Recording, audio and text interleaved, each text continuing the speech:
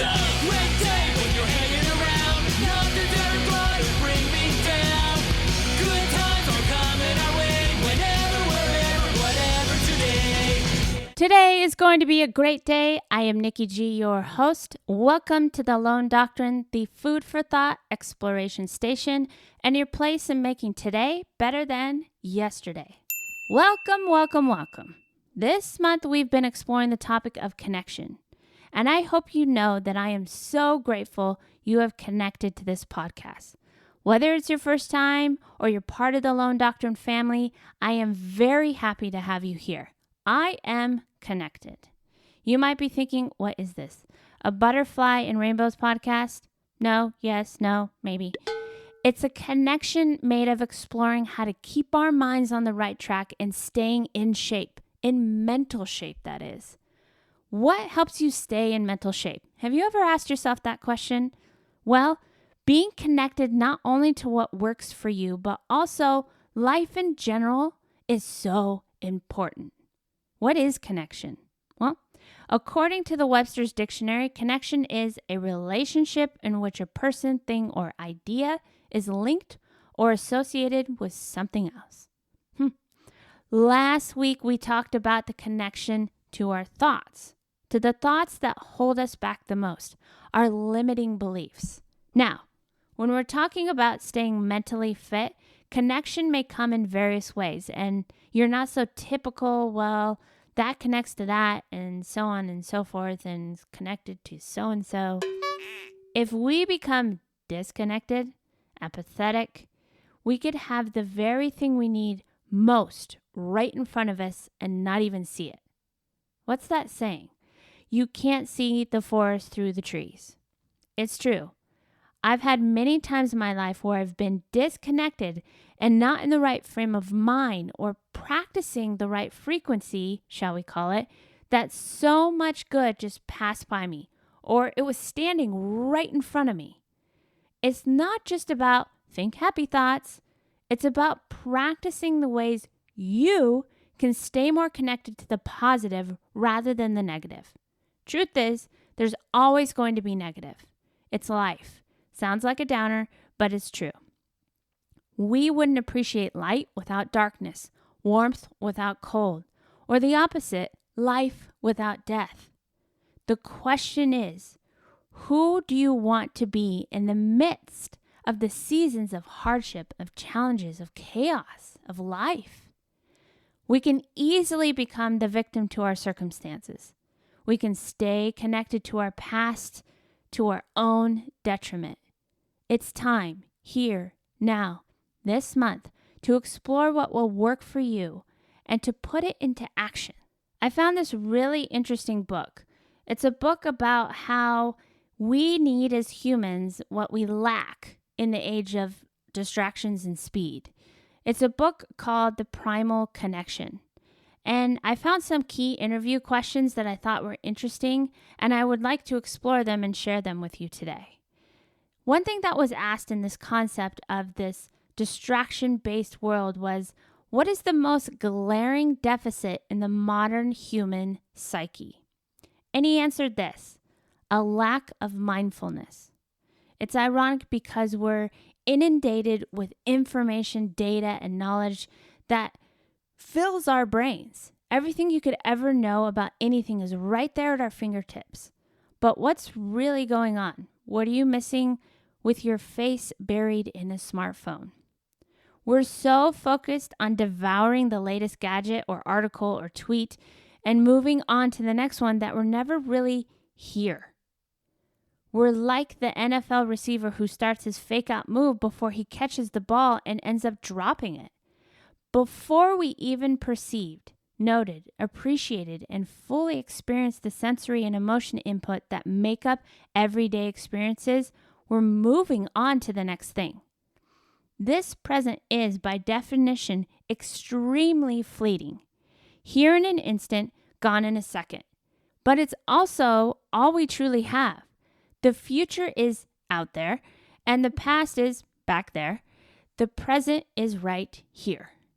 If we want to experience the present in any meaningful way, we have to be mindful of it. We have to consciously and diligently, at least at first until it becomes second nature, stop, smell the roses, and then ruminate on what we're smelling. And here's another question that I found interesting. What is one quick tip that anyone can do to better align the expectations of their genes? Because he's also talking about the biological setting of mindfulness and staying connected with the realities of this modern life. Here's what he had to say. Make the effort to really disconnect from electronic stimulation at least twice a day. No phones, no computers, no Facebook, no email, no television. This sounds scary and hard, but there are a few simple ways to go about doing this. Go for a walk on your lunch break and leave your smartphone on the desk. Just walk, preferably through a place with some greenery and nature. Set a tech cutoff time before bed. Shoot for at least an hour before you go to sleep, but strive to extend that period for maybe 2 hours. Turn your phone off when you're with people. It used to be that only old couples who had been together for 50 years would be out to breakfast with their noses buried in their respective newspapers, but now everyone's doing it. The oldsters earn the right because they've lived life, but the 22-year-old who's out with his buddies, I think it's a shame that he can't find anything more interesting than his phone. Here's another food for thought. What don't we get enough of, and why is it such a problem? Here's what he had to say. Play. People don't play enough. It's funny because when I talk to people, I find that playing is the hardest hurdle to overcome. How's that?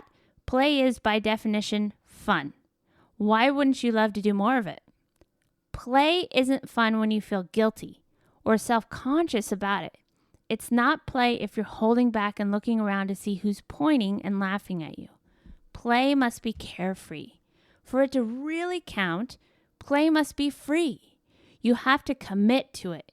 You can't go out and begrudgingly toss the frisbee around. Your body knows the difference. Your mind knows the difference. It can't be tricked that easily. You have to really play. You have to give yourself over to the moment. Remember, to be here now. The people you're with also know the difference. If you're outdoors tossing a ball with your kid or even your dog and you can't help but gaze into the soulful eyes of your iPhone every minute, whomever you're with will know that you're not really playing with them, that you're not really engaged in that activity. And that's not playing, that's acting. Be a kid again. A kid who pays the bills, takes care of responsibilities and duties, and knows when to buckle down and do things that matter, but a kid nonetheless. It's interesting because I came across this book called The Primal Blueprint, and then it led to this book called The Primal Connection. It's a combination and expansion of describing the flawed mentality in a high-paced world, this modern life, and how to reprogram your genes to become more joyful, to become carefree, and more at peace with the present moment. If you're really into science and you're really into the way our genes and our genetics and our personality traits coincide with our biological makeup and then also create our personality and our emotions and our thoughts, this may be a really, really good book for you. So again, check out The Primal Connection by Mark Sisson, Sisson. This book is organized in a few different ways. It deals with our inner dialogue, how we can reject self-doubt and gain mastery over our thoughts and actions by following these 10 habits that he has gathered, actually successful for hunter-gatherers. And our body, how to rediscover the pleasure of touch, rethink footwear to cure foot and back pain, learn correct posture and biomechanics, maybe for the first time ever. And then to bring in nature, to relieve stress at the biochemical level, simply by immersing yourself in the pleasant natural surroundings, anywhere, even if you are city-bound. And what it takes to stay in this healthy daily rhythm, to prioritize a healthy sleep habit, to solitary downtime, and limit technology to remain focused, creative, and productive. How to withstand the pull of instant gratification and narrow your social circle to honor real-life friends. and to build a supportive and nurturing tribe. And again, as we talked about, to just remember how to play, to rediscover your innate cravings for daily doses of spontaneous physical fun. Finally, starting to understand the true meanings of pleasure and leisure. I highly, highly recommend checking out The Primal Connection by Mark Sisson. Books are an amazing way to make today better than yesterday. Now, you might be thinking, who has time to read? As a Lone Doctrine listener, you can get a free trial to Audibles. Audibles through Amazon is in part our sponsor and provides thousands of books at the tip of your finger. You can access so much food for thought through your computer, tablet, and even your smartphone. Now, truth be told, Audibles is awesome. I'm always on the go. It's always with me, and it constantly creates an environment where I can keep learning, thriving, and most importantly, keep my mind on the right track. I can listen on a walk, in the car, exercising, even traveling. I highly recommend checking it out. Just go to lonedoctrine.com, and in the resource section, you can sign up for a free trial. It's super easy, and you can cancel at any time, and it's a very, very dependable company. And the great thing is when you do sign up, you're not only adding this ultimate resource to your betterment, but you're also helping the Lone Doctrine stay on air. So visit lonedoctrine.com, and in the resource section, make your day better than yesterday. So whether you go out and check out the book we talked about today, or you explore other means of gaining knowledge towards the better, the time is now.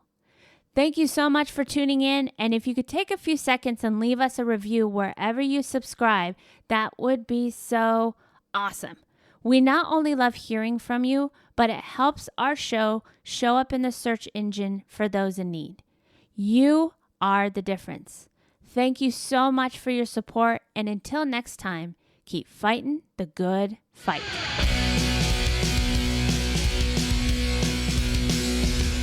It's a great day when you're hanging around. Nothing